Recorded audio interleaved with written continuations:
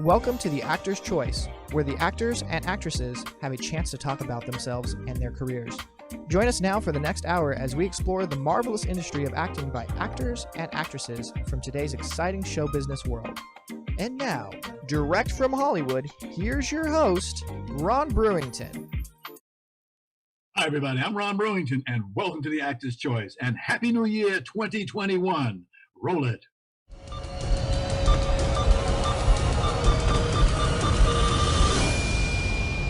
You think I'm stupid?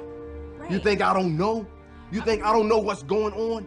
I'm trying to put groceries in the Girl, house. don't you give me no attitude. You turn your ass around and get in the house. You ain't going no damn where. So, like I was saying, in turn you'll make 3 times your money back in half the time, with the opportunity to roll that over into any number of other investments. My first guest in the new year hails from West Baltimore, Maryland, B. Moore. His natural ability was cultivated, his acting ability was cultivated by his grandmother and a great aunt, who would encourage him and his 3 older sisters to perform for them by throwing change at their feet. Nice way of making some money. Please, this gentleman currently has 50 IMDb actor credits, along with producer, director, and writer credits. Ladies and gentlemen, please welcome veteran actor Jerome "Ro" Brooks. Ro, Yeah. good morning, sir. Good morning. Thank you. That was nice. I appreciate that. Oh, that's you had a good life, man. What I miss about Baltimore, out here on the West Coast, y'all got them beautiful crabs out there. Ooh, We got these be Dungeness more. crabs out there. I know, man. It's so hard. The blue crabs are everything, man. We have to have them shipped out here all the time, man. Like I miss those. That's what I miss most from Baltimore, our crabs. Got you. Yeah. I think you gave me an address, but I'll get together with you later. Yeah, that's right. Crab. I'm an East Coast guy. I can't help myself. That's Yes. right. Be more, stand up. Yeah. Amen, sir. Amen. I see that besides dancing, you also sing. No, I'm not saying that. I dance a little bit, maybe a little bit of rapping. I'm not too much singing, no. But you've done it. I've tried it. And you do it again if the price is right. If the price is right. All right. Yeah, then. give me the microphone. It's on. Thank you. Yeah. Ro, I see that the year was 1993. And actor, director Robert Townsend, he had you as an extra in his feature film called Media Man. Yeah. Yeah. Good way to get a job starting as an extra. I've done that myself. I tell a lot of people, go over there into the right place and you will get on there. We had them on the show and they were talking about coming in there and doing extra work. Beautiful, beautiful. Right. That's a good way to start. I tell everybody the same thing. Right. You know, I was an extra in Harlem Nights with Eddie Murphy and all those guys. Classic movie. Eddie fed us. He made sure we had everything we wanted. I was in 3 scenes. I was happy as I could be. You're going to make me go back and watch it today. I'm going to go back and look go see for myself you. going, yeah. What they did, they had a segregated area in for blacks. They all gave us tuxedos. We sat in one area, and on cue, they told us to go, yeah, we did that. I see myself all the time. I said, that's me. Yeah, that's good. Yeah, that's a classic movie. I love it. Indeed. Yeah. Now, later that year, you got a role in a TV series called Homicide: Life on the Street. Remember that? Yes. Another Baltimore project, yeah.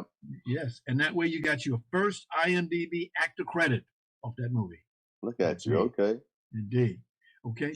Would you tell us for just a moment, back in those days, what was it like trying to get actor work? Well, I was brand new in the industry, so it was really hard to say what it was like compared to anything, but it was a struggle, for one, because where I'm from, nobody was an actor. None of my friends were actors. Nobody wanted to be, nobody aspired to be, just me, you know? So just trying to become an actor was hard because I didn't know where to start, you know? So that was the hardest part of just trying to find out who to talk to, what I need to do, you know, the steps, all the instructions. So that was the hardest part. And I think one day I just happened to be listening to the radio and I found out about the Robert Townsend project, and the casting company wanted you to send in a Polaroid picture. Remember the Polaroid pictures? Yes. Right. You had to send in a Polaroid picture with the name on it, and of course, you know, send it through the mail. And then once they got that and they figured if you fit the profile for whatever the extra role was for, you get a call. And that's how I got a call for Robert Townsend's Media Man. Excellent. That was, yeah, that's how it worked. But it's a tough industry in the early part when you don't know anything about the game. Yes. Yeah. What kind of roles were you looking for? I was looking for any kind of roles at that time. I was just trying to get in the game, you know. So the extra role thing, that was just for me to learn the industry and use it as a catapult to become a principal actor. So once I did enough background acting, I would talk to directors, I would talk to producers on set, any and everybody who I could speak with to find out what my next step would be and how to become a principal actor, which means to get lines. Every actor wants, you're not an actor till you have a line to say, you know? So that's what I did. I worked and worked until I found out what I needed to do, you know, to become a union actor or, you know, just to have some principal lines. Good advice. Thank you. Good advice. Yeah. Now, fast forward to 2003. You get a job working with director Quentin Tarantino as a casting assistant in the action thriller called Kill Bill Volume 1. That was a story. Listen, look, Quentin is one of the coolest guys you'll ever want to meet. Yes. Trust me. At that time, I had a casting company that I started out here called We Shine Casting, right? Mm-hmm. So myself and two other people that were signed to my company, we were going to an audition for like, I think an MTV audition or something. So on the 405, it was congested traffic. We were coming back. When we came back from there, we were in congested traffic. So the girl that was sitting next to me, you know, as I was driving, she noticed Quentin in the car next to us. So she waved to him. He waved back, and they both rolled their windows down and they began having a conversation. So then, you know, when the traffic let up a little bit, he rolled off, you know, he left a little bit and got a little bit in front of us. So then she turned to me and said, do you know who that was? And I was like, nah, he looked familiar, but no. She said, she said, Reservoir Dogs, Jackie Brown, that's Quentin Tarantino. I was like, what? I said, you let him go? She was like, yeah, because I'm not looking my best right. I was like, girl, if you don't look, we're gonna New York some traffic. You know what New York and traffic is. We're gonna bogart some traffic, get behind his car, and I'm gonna wave and get his attention. When that happens and the traffic stops again, you're gonna get out and tell him to pull over to the side. So every time the traffic stopped a little bit, she would get out and try to get his attention and couldn't. So I was able to, like I said, get behind him and get close enough where he had to look in his rear view. So I pointed to the side and was like, pull over. And he pulled over. He pulled over. We talked. Make a long story short, she booked Kill Bill, the film. I was supposed to book the film, but they canceled they got rid of the person I was supposed to play opposite against. So he still hired me as a reader for an entire week for all these A-list actresses. And that's how the story went, man. Quentin, right. Yeah. That was my first big opportunity out here in LA. Got you. I understand that you worked for Michael Bay, Michael Mann, and Tyler Perry. You know, having a good reputation in this business can help, and you showing that. Definitely. Yes. Definitely. Great guys to work with, great directors, man. Those guys are not just your average directors. Like Michael Bay, Tyler Perry, they both put everything in it. They don't have like their team just work for them. They are picking up lights and moving lights. They're actually involved in every aspect of the project. So it's good to be working with those kind of directors. Super. Fast forward to 2008, you starred in a short thriller called Sinner. Oh, yeah. Sinner, my man Wade Tyree, he actually directed that. And these guys, the whole film crew were from The Wire, because I also worked on The Wire. So a lot of those guys were a part of Sinner. And Sinner was an awesome piece, man. That was an awesome piece. I had a great time. I was living out here then, so they had to fly me back to Baltimore. But it's always good to go home and work, you know, because it makes you feel good, like you made it. You know, in the early part of your career, you go back home with a check, you're working, just seeing your family on somebody else's dime. You can't beat it. You're so right. So right. Yeah. You can't beat it. Yeah. By the way, we do happen to have a clip of that film. Roll it, Tony. Where'd you get these pictures from? Where'd you get these pictures from? You know what? I'm gonna bounce. Too crazy in the head. You got two choices. I can kill you here tonight, or you can leave. Doesn't matter where you go. Just disappear. Oh, that was we got to the end right where you were saying some stuff. Then you had another short film in 2011. It was a short action flick called Bull. Oh, Bull was serious. Yes. Yeah. Bull was serious. I mean, all the roles that I've taken, I really appreciate the range, and the emotions that they pull from me. That's what I take a lot of jobs on, on how far they push me away from who I really am. I like to be challenged and, just to see where my range lies. So Bull was that kind of movie, too. That was a great project. Right. What does acting do for you? Acting makes me feel alive, man. It makes me feel alive. I love not only just telling stories of being part of great projects, but inside of it all, I like to be able to have people get something from the messages inside whatever projects I'm in. And when that happens and somebody can get something and grab something good from it, that does everything for me. Super. Yeah. 2014, like gentlemen again, Tyler Perry came back to you again. He had a hit series called The Have and the Have-Nots. Yeah. You stayed with him for 15 episodes. That's a good run. Yeah, that was great. It's a long story behind it, man. A great story, a little too long for this show, but it's a great story. Just showed how, when God says something's for you and it's tailor-made for you, then nobody can stop it.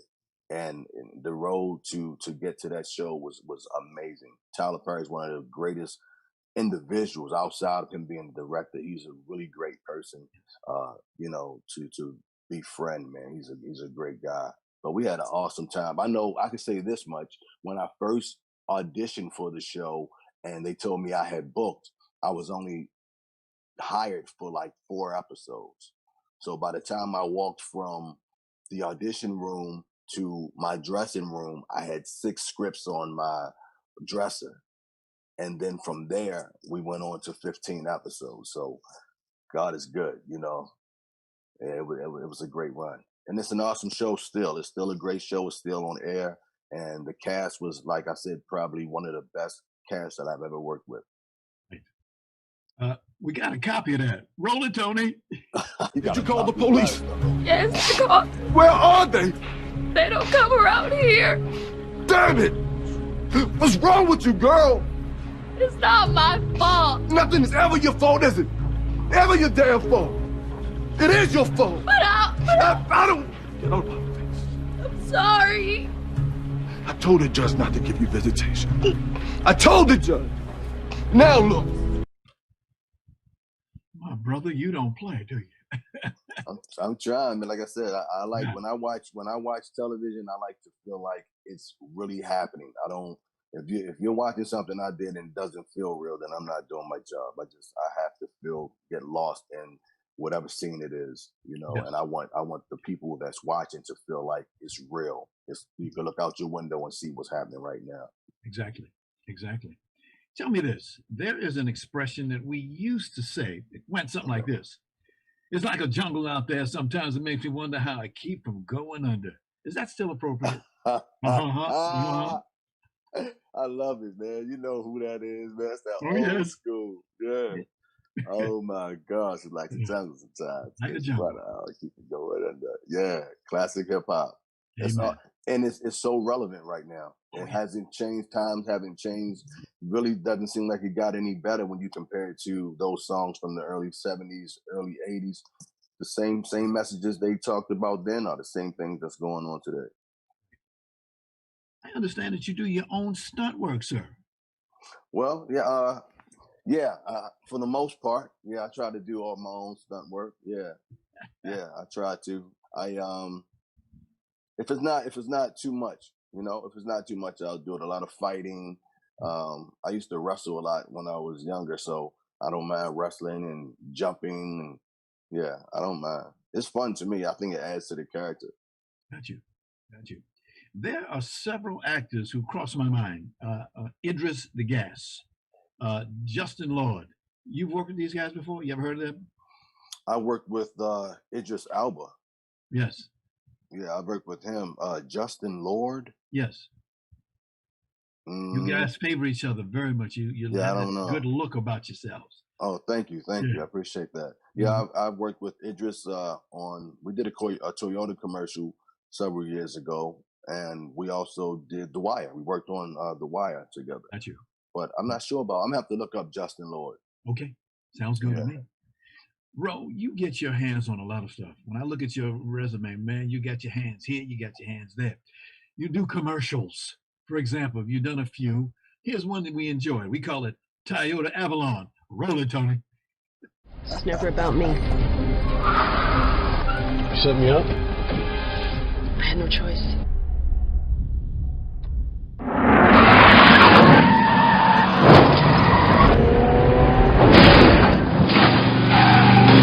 I know you're upset with me, but I had to. You're the only one who could do this. Trevor, perfect timing. So, the prodigal son returned. Trevor, we don't have a lot of time. We're gonna need... There you go for that brief news. Hit you. Oh, that was awesome. That was. I'm sorry, go ahead. I'm not saying you had some good people you were working with, no question about it. Man, that was an awesome commercial. Like, it felt like a movie, like that. They could have kept that going and turned that whole commercial into a movie. It's actually like 3 minutes, maybe 4. I think it's like 4 minutes and some change. Yeah. Yeah. It's it's a pretty long commercial. Yes. And since we got our little 30-second rule, I had to try to find a way. That's all right. Get you in there. He was there. I appreciate it. Thank you. My pleasure, my brother. My pleasure, my pleasure. You have written a book, I'm told, How to Go from Extra to Actor. Yes. Tell us about the book. Well, that goes back to one of your earlier questions in regarding acting. When I started, like you said, in '93, I had no assistance, and as far as getting me into the game or helping me learn about the craft of acting. So I told myself, because of how the road was, all the bumps and bruises and the hurdles that I had to do, and losing all this money doing things that I wasn't supposed to do. So once I figured it all out, I said, I'm gonna write a book and help the next set of aspiring actors and further on figure this game out without having to go through all the things I went through. So I put the book out just to help everybody after me. So it tells you about managers, agents, union fees, all kinds of things, how to audition properly, everything that an actor would need is in the book. How can we get a copy of it? Oh, go straight to my website, robrooks.com, www.robrooks.com. Can you repeat that one more time, sir? www.robrooks.com. That's www.robrooks.com. Go ahead with your bad self. Yeah, I'm trying to follow you, man. You have a few projects going on, I understand. One is called Coming Home in post-production right now. Yes. That's a short film I did with some fellow actor friends of mine, and it's I don't know if I can get into the story of it, but I play like a gangster in that project. Yeah, like a gangster. But it's really cool because the story, like I said, I like to get involved in things that have really good meaning. So the story is really, really good because it's basically about this one guy who comes, well, before he goes to prison, he's in the same world I'm in. Then he comes out with a different mentality and wants to go the straight way. And then he finds out that, it's harder than he thought. So he gets back into the game. And, I'm like that friend, basically trying to keep him out of it. But it gets kind of tough for him where he wants to where he almost needs to get back into the game. But it's a really, really cool story. Super. And when do you think it'll be coming out? I really honestly, I couldn't say when it's gonna be out. I would figure sometime this year, with COVID and everything like destroying 2020 for the most part. A lot of things got set back. So yeah, we'll see. It should be soon. And I see, according to IMDb, that you're filming an animation TV series called The Flying Jays. Look, IMDb has everything on it. You find everything out on IMDb though. Yeah, we are currently in production on The Flying Jays, and I play a couple of the characters. And it's also my project. I produced it, and my partner is Richard. We both, wrote it and things of that nature, So it's a really good, futuristic, I would say, project where we're talking about how life is after COVID 20 years later. So it's the whole twist on that. So it's political, but it's also a lot of comedy in it. So it'll keep you interested, keep you entertained. Got you. I see that you used to do an acting class. You still doing that? When I have time, but like I said, COVID changed a lot of things. But yeah, when I'm not on set or what have you, I try to give back by giving acting classes. I teach in acting classes. Yes. Okay. I get it. What's the biggest challenge, since you brought it up, the biggest challenge that you've ever had as an actor? The biggest challenge that I've had as an actor? Yes. Maybe getting a particular job I may have wanted. Like to this point, I wanted to play Black Panther. I don't know if a lot of people know that, but back in 2008, I did shoot my own version of Black Panther with me starring. That's online as well. Yeah, so I did that, and I had my agents and everything push once I found out that it was gonna, they want to shoot one in like 2016. We were pushing. I put together a campaign and everything, and I didn't get it, and I'm not mad. I'm glad, that Chadwick Boseman, I'm glad he got it. He did an awesome job. Rest his soul, man. He was a phenomenal actor. And, but, before I knew that, he had the role or what have you, just knowing that I wasn't going to get it, that was a breakdown to me, because it was like I worked so hard, even from, like I said, 10 years before. I knew that movie was going to come out, and I thought it'd be mine. But that's the hardest thing, rejection in the game, not getting a role, to sum it all up. Got you. Unfortunately, we're running out of time, but I do want to ask you one more question, sir. A statement in your bio caught my eye. It said like this. It said, Ro Brooks moves quickly towards being one of Hollywood's leading men.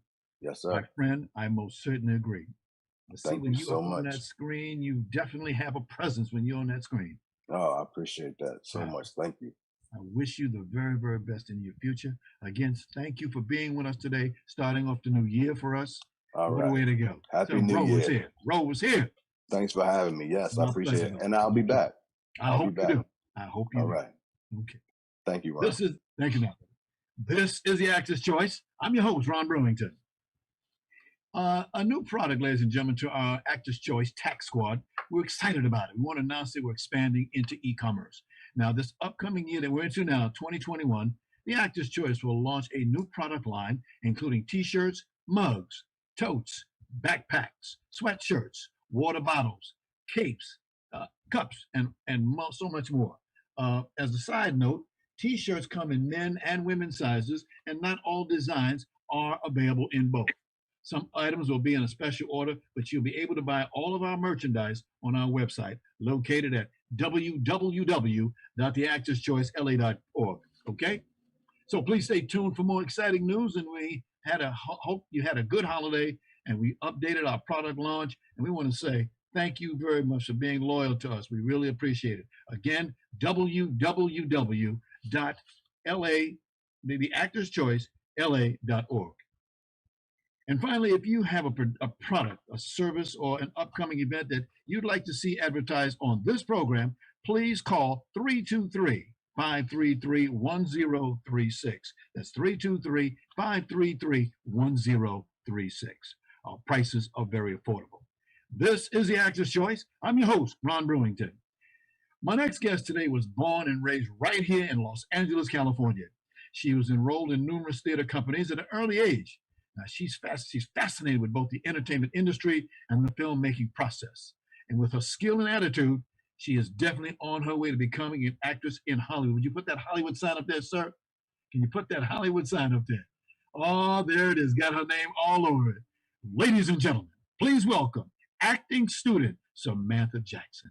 Samantha, bless you, my dear. Bless you, bless you. Good to see you. Good to see you. Thank you for having me. I'm so my excited. Pleasure. You should see that her mother. She looks just like her mother. Like she spit around. Oh my gosh. Welcome to the Actor's Choice, my dear. Thank you. You know, I have not seen a bio for a young student like yours in a long time. Now, what makes you want to do? Why are you that way? I don't know. I'm just so passionate, and I just love, I don't know, whenever I'm passionate about something, I just love putting my all into it. So I just try to do anything that I can to get involved. I see what you mean. Ain't nothing wrong with that. Ain't nothing wrong with that. Now, you have a great attitude. Please tell us about YADA, Youth Academy of Dramatic Arts. You were in that. Yes, so YADA, yes, Youth Academy of Dramatic Arts is a theater company located in West Hollywood. And I was there for about, maybe I started at like 6, and I was there until I was like 8 or 9. And we put on several different productions. We did Grease, I played Sandy. We did Into the Woods, we did Annie, we did Joseph and the Technicolor Dreamcoat. We did so many different productions, and I had a blast. It was amazing. We met every Sunday to practice and rehearse, and it was just the best experience I could have ever asked for. And then from there, they had an audition for this play called Beatrice's Goat, which was an adaptation of this children's book.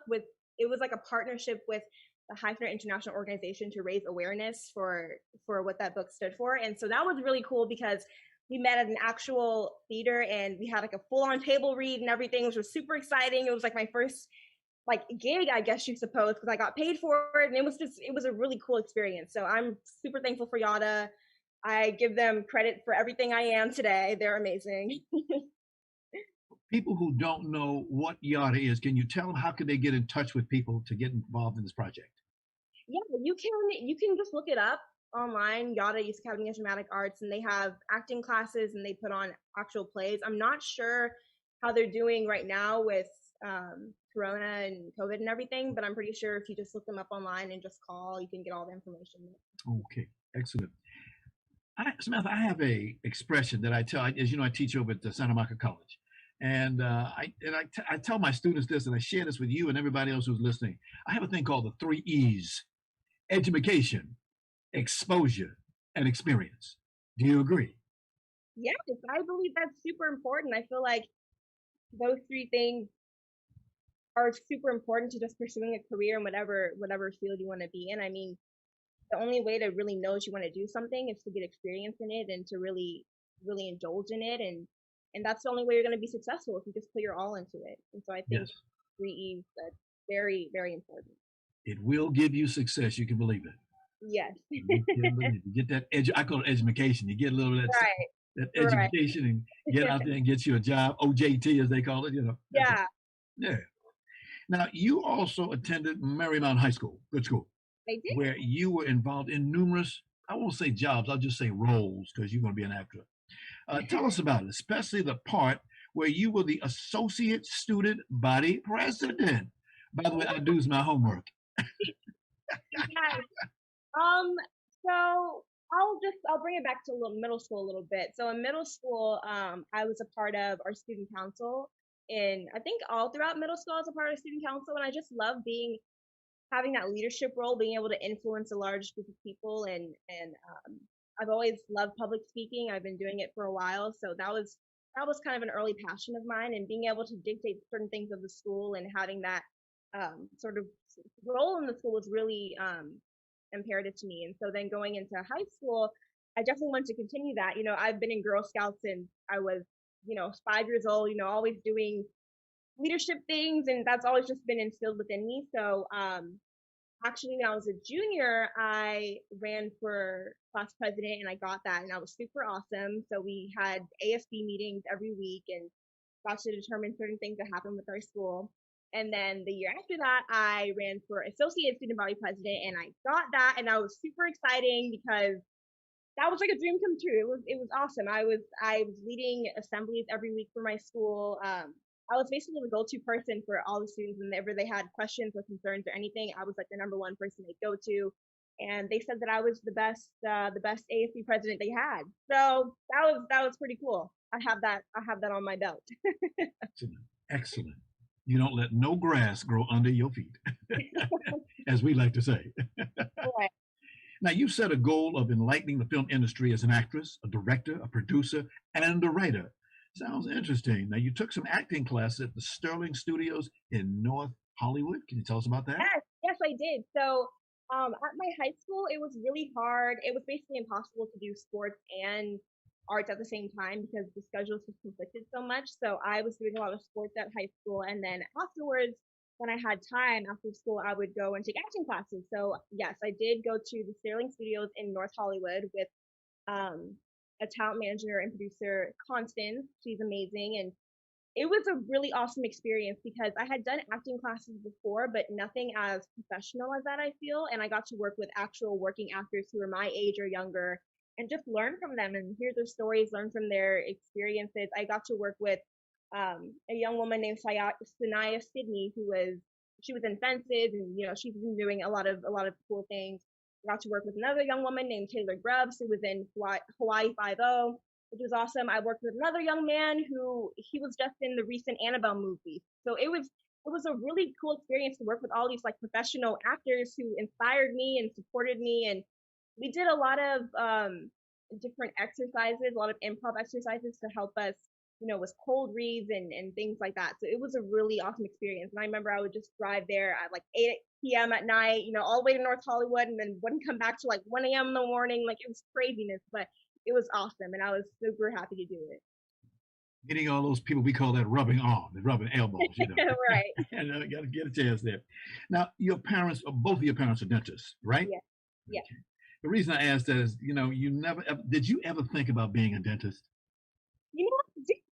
Younger, it's so funny. I used to tell my mom I want to be a pop star / dentist. That was like my career goal. I kind of feel like I wanted to be a dentist more so to please my parents because they worked so hard to get to where they were, and I was like, well, I might as well just. I mean, they're both in the field. But I've always, I think, just from doing Yada and being put in those positions of just leadership and public speaking, that I've always had a passion for just entertaining others and kind of being in the limelight, I guess, and the center of attention, I guess, if you will. And after hearing some horror stories from my parents about medical school, I said, you know what? I think I'm good off that. I think I'll let them do their work and I'll do mine. Out the bag now. We know the story. It's out the bag. But they do support you 110% in what you're trying to do. And that's marvelous. That's blessing. Now, I understand that you recently started a student film called Boogeyman. Yes, I did. So my friend, he is at the Sola University, I believe. He's a film student. I think he's transferring this year. But so yeah, he had a short film that he asked me to be in called Boogeyman, which is basically about just on the surface level, it's about a girl who sees this woman, this like ghost like figure in the park every year and gives her Halloween candy. And so this one year she forgets the Halloween candy and she's like super late, and the woman ends up keeping her. And it's a lot that happens in the film, but the underlying message behind it has to do with child trafficking and how children are kind of lured into this loop of human trafficking and just that whole cycle and how that occurs. So that's kind of like the underlying message between it. So I really had a lot of fun doing it. I'm really excited for people to see it. It comes out, he said January 20th is probably when he's going to release it. So it's coming up in a couple of weeks. I'm super excited to see the final product. But yeah, that was really cool. That was like my first time kind of working on a film at all, and it was a lot of fun. We went to Kenneth Hahn Park right over here in Baldwin Hills, and we filmed all day on a Saturday, and then we came back like a month later and filmed like the other half of it. And yeah, it's pretty intense. I think people are gonna love it. Okay. Samantha, as an up and coming actress, when you're on the set, where's your favorite part of the set? Question. My favorite part. Probably just being on stage. I just love being on stage and being able to look out onto people that are watching me, and I just love performing. That's like my number one passion. Gotcha. I do love I love just like the behind the scenes portion of it too, just like the costume, props, all the stuff that has to do behind the scenes that people don't get to see. That's also pretty cool. But I think the stage is where is my favorite part. Where I Gotcha. love. Can I tell you what my favorite place is? Yes. Where they have the food at. Oh yes, of course. Popcorn Right, chips. right over there. Right. I was just telling the gentleman who was on before you, I was an extra in the movie Harlem Nights, and Eddie Murphy was there, and he made sure we ate. I mean, we had ribs, we had food laid out. You say, wow, this is what I want. Wow, yeah. Right. I mean, we were looking good. Thank you, Eddie. Thank you. And you got a new movie coming out, too. It's coming back part 2. Okay. Let's talk about what's happening with you right now. I understand that you're a freshman at the renowned university here in Los Angeles called UCLA. Please tell us about this new experience. Yeah, I'll just tell you a little bit about how I got here. So I had always known that I was going to pursue entertainment and just this field as a career in college. So I applied to a bunch of different schools. I think USC and UCLA were the only 2 schools that I had auditioned for. And I was a little bit self-conscious because I didn't do like theater classes like in school all throughout high school. So I kind of felt like I didn't have the leg up, and I was a little insecure about that, but I was like, I'm just going to go for it. And fun story, USC was actually my first choice when I was applying to schools. I loved USC. It was an amazing campus. And I remember I would look up on YouTube, like how to get into UCLA and USC theater program, like, tips and tricks on how to get in. And every video that I looked at just said the same thing. They said, you have to pick out your monologues months in advance. You want to know what you're performing, months in advance. You want to know the monologues like the front and back of your hand. And here I am sitting 2 weeks before my audition, still trying to figure out which monologues I'm going to perform. So I was kind of freaking out. And you know what? I just picked the monologues. I memorized my monologues the night before.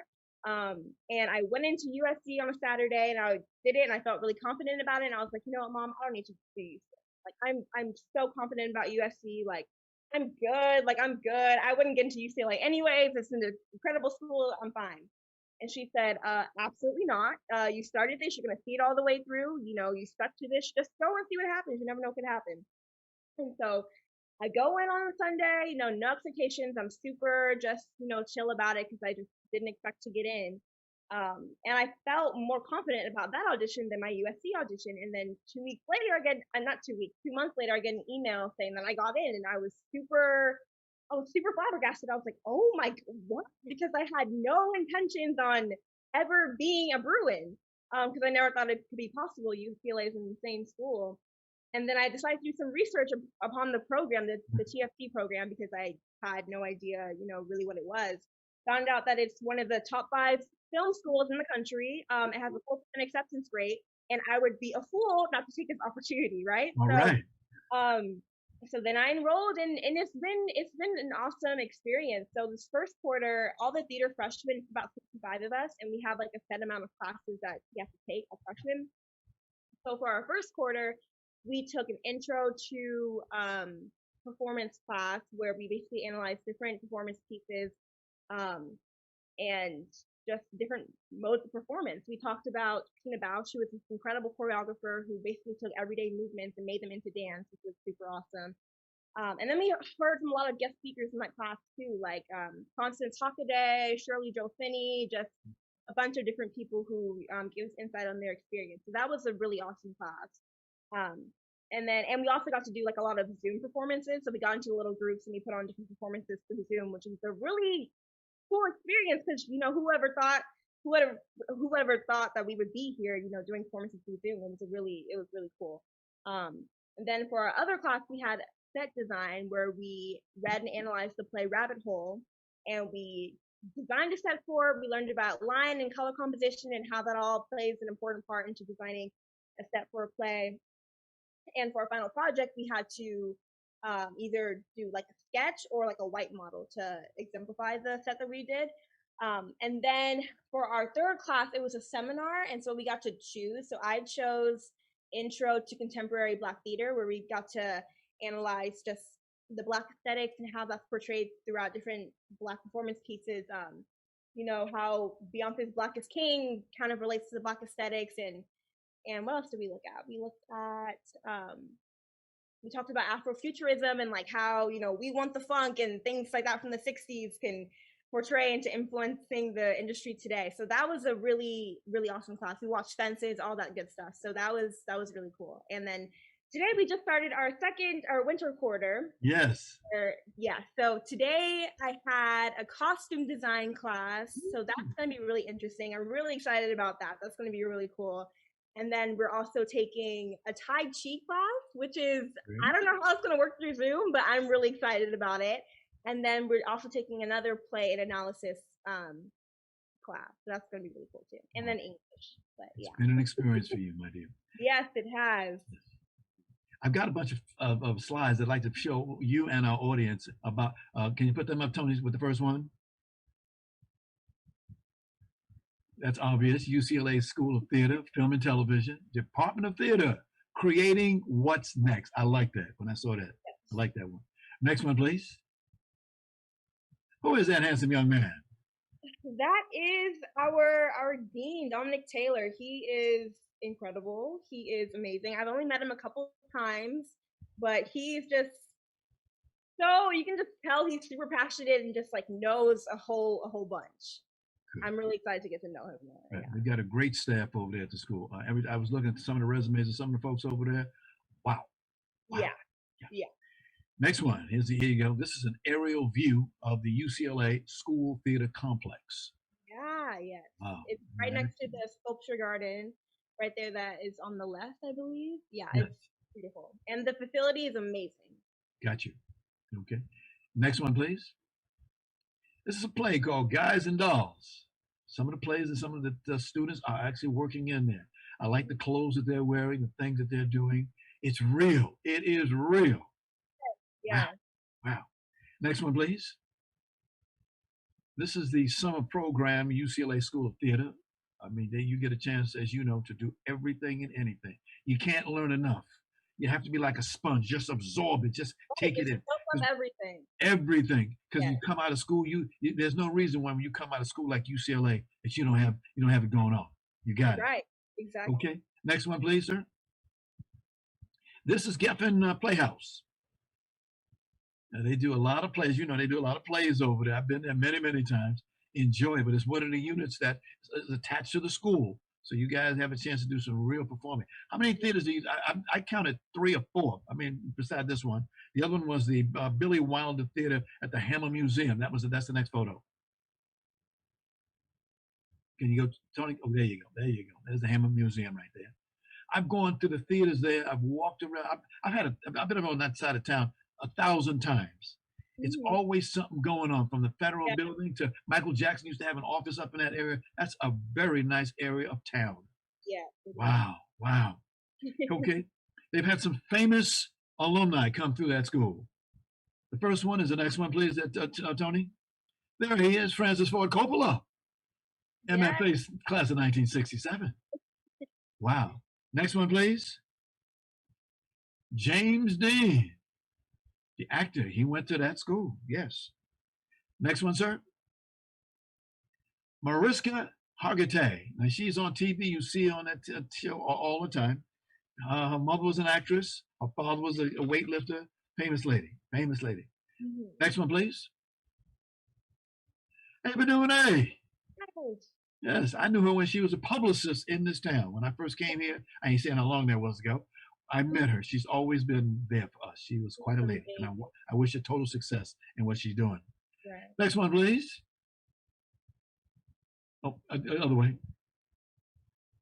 There you go. Rob Reiner. There you go. He's an alumni member. Next one. Julie Dash. Filmmaker. Been around a long time. Okay. Next one, please. There it is, Mark Harmon. He has that TV show called NCIS. Okay, just a couple more. Next one, sir. This is Gina Prince by the Wood, also a filmmaker, been around a long time, a class of 1991. Yeah. Next one, sir. You know him, George Takei, We are on Star Trek. Yeah. Yes. And then last but not least, here's the next one and the last one. There he goes. Tim Robbins, well-known actor, BA, class of 82. Quite a guy. And the next picture we have, can you put there with, it's a lady by the name of Samantha Jackson. She will soon be an alumni of this college. You can believe that. You can believe that. My dear, I just want to let you know, I've been on, like I said, Zoom this time I've been on that campus. I come out there because you was in track and field. I was in track and field. And I love to see the USC events, UCLA versus USC compete against each other. Always a great award. Yes. Now, are you living on the campus now? I'm not. So I was supposed to live on campus. And then in the summer, they appealed everyone's like campus residency. And they only gave it out to people who really needed it. So people who were like homeless, who just didn't have a safe working environment. And I think they have I think it's only like 1,500 students on campus out of like the 50,000. So yeah, it's very limited. And yeah, I was just like, I don't need housing. It's okay. I'll wait for it. Save money. All right. Here's a serious question. This is a serious question. I stayed up all night long for this question. Have you noted any difference between high school and college? You have, in a great way. I say that college is, not gonna lie, a lot easier than high school. I feel like my high school, surprisingly, I feel like my high school prepared us so well. I mean, they overworked us, as I should say. I was just super busy with, being AFC president and then varsity soccer and track and, all the clubs and everything I was involved in. I had so much on my plate. And with college, I just have so much more free time to catch up on my assignments and do everything at a pace that isn't going to drive me insane. And it's actually so funny because I turned in, so last quarter I had an essay due and, like me procrastinating, I turned it in like the day it was due. It was like the day I started it. I was not confident about it. I was like, you know what? I'll just take the L. Like, it's not going to be amazing, whatever. And then I think a week later we had class and my professor was like, Samantha, I want to talk to you after class. And I was like, oh God, he's going to tell me that my essay was so bad. Like, I'm so scared. And I was like, yes, like, what do you, and he was like, I just wanted to tell you that you're one of the few people that got 100 on your essay, and it was so amazing, and I can feel your passion and everything. Like, I just want to let you know if you need any recommendation for anything, like, let me know. And I was super blown away, like, what? Gotcha. I didn't really put that much effort into the essay, if I'm going to be honest. And so, yeah, I feel like the writing is super, super chill, and I just think that has to do with my high school. My high school just prepared us so well. Got you. Yeah. We just got time for a few more questions. Speaking of theater, can you share with us real quickly the first time you stepped on a stage? The first time I stepped on a stage, probably really, really young. Definitely at Yada.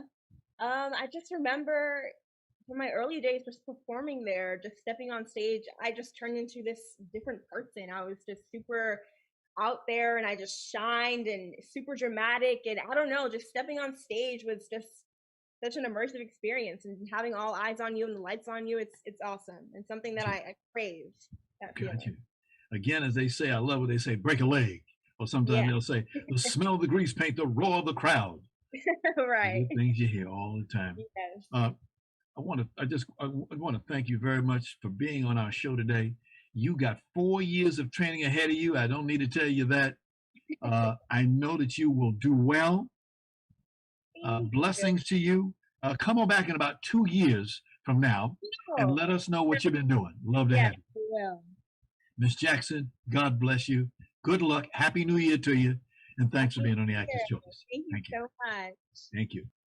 Thanks to our sponsors, Harvey Brandman Photography is an Art, Ron Irwin's Haiku, Style, Passion, Heart, Larry Buford's Book to the Future, Time Travel, Message in a Capsule, State Farm agent Carla Green, and veteran actor Rob Brownstein, Actors Training School and Actor Space. And much thanks to our guest today, actor, producer, director Jerome Rowe Brooks, and UCLA acting student Samantha Jackson. And of course, special thanks to our ever-growing audience. Be well. We'll see you next time. And happy year.